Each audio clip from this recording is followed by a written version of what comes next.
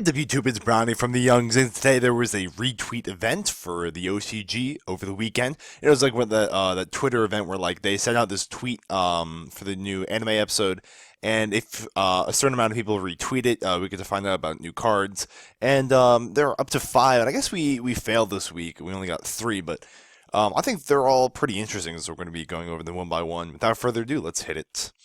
So the first one we have is Phantom Knight's Dark Gauntlet, or the Phantom Knights of Dark Gauntlet. It's a normal trap card, and its effect is you can send one Phantom spell or trap card from your deck to the graveyard. And then, but it's this Phantom spelled in a different way, so I think it's just for the Phantom Knights. It's probably going to be a rename in TCG. Second effect, if you control no cards and your opponent's monster declares direct attack while this card is in your graveyard, you can spell summon this card to a monster zone in defense position as an effect monster. It's a warrior, dark level 4, 300, 600. It's not treated as a trap card. If it's summoned that way, it's banished when it leaves the field. If this card is special summoned by this card's effect, gains defense equal to 300 times the number of it gains 300 defense equal to the amount of Phantom spell cards you have in your graveyard. Now, I don't know that much about the Phantom Knights to begin with, but this card's actually really, really solid overall because all the Phantom Knight spell and trap cards have effects in the graveyard where you banish them and they get to do more things. I know the spell card protects. I know one of the trap spell summons a Phantom Knight monster from your graveyard. I don't know, this was pretty solid overall. And the fact that it's kind of it can be a meat shield is pretty solid.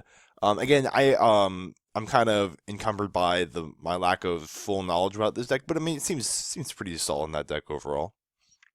Number 2, this is from the Millennium Pack. In case you're wondering, this card is Premium Pack 18, so we'll be getting it in March in Premium Gold 3. Millennium Pack, no idea when we're getting this. That's up in the air. We got Rebellion, the quick play spell card. You can only activate one Rebellion per turn. During either player's battle phase, you can target one monster your opponent controls, gain control of that monster until the end of the battle phase, but monsters you control other than that target monster cannot attack for the rest of the turn. That's pretty interesting. There's 2 applications for this. You can use it during your own turn and steal an opponent's monster, and no assists for the rest of the turn. So what you can do is you can attack with, so say your opponent has 3 monsters and you have 3 monsters, okay? You attack 2 of your opponent's monsters, and then use Rebellion to take the last one and attack directly with that one.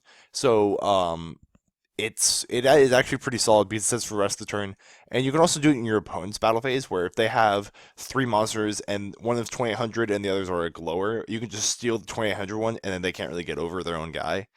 It's pretty solid, and it's kind of balanced because it says until the end of the battle phase.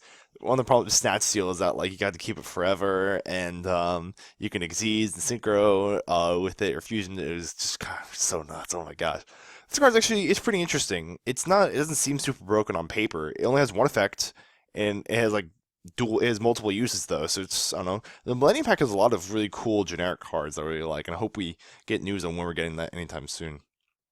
And last card. Pre-preparation of Rites is Enshrining Victories, so we'll be getting it in May. Is normal spell card. You can only activate one pre-preparation of Rites per turn. Yeah, you can just imagine that it's for rituals. Choose one ritual spell card from your deck, then choose one ritual monster whose card name is written on that ritual spell card from your deck or graveyard, and add those 2 cards to your hand. The thing about this card is that it's gonna make you use ritual spell cards that you don't really want to use, but it is a +1 automatically. But this is kind of for ritual.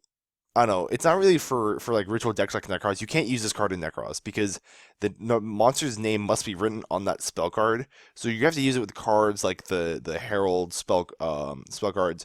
I think Odd Eyes Advent requires. Yeah, I can't remember if Odd Eyes Advent says you can use this card to summon in Odd Eyes. What's his name?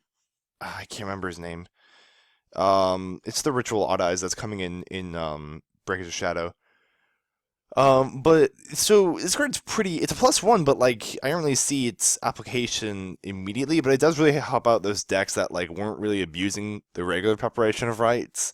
Preparation of Rites is pretty dumb, and a ritual archetype would really just be dumb. The fact that this card is so like specific, makes it kind of it makes it really balanced actually. So I really like these. These cards are pretty good overall. So remember again, May, no idea when we're getting this, and then March for in premium gold for all these. So let me know what you guys think. I think these cards are pretty interesting overall.